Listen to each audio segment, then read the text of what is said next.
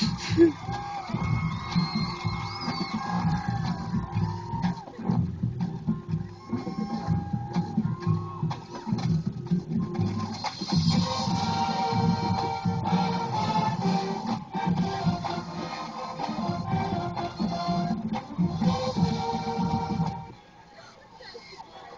is second half action. The Owls with the ball. Walker Valley defense swarming all over Ottawa, and that was a thing too. I think toward the second half of the game. What's surprising? We talked about this, and I have to give Eric Crawford, my former defensive coordinator, some credit. He looked at me after just seeing him have to just about replace grass at halftime. There was so much action going up and down the field. He goes, "Watch, this is going to turn into a defensive struggle."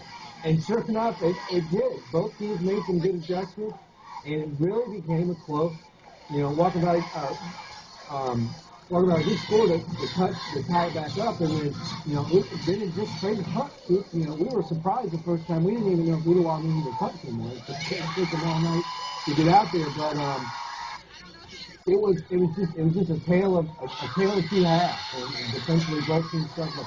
Ottawa had their quarterback made a great scramble on a 3rd and 15. He got about 20 yards, and that allowed him to get in there close. And Walker Valley, they can get you the home run, but this is not being a wing key type offense. This is not the kind of offense where you can go 75 yards in 35 seconds throwing the ball around. It's just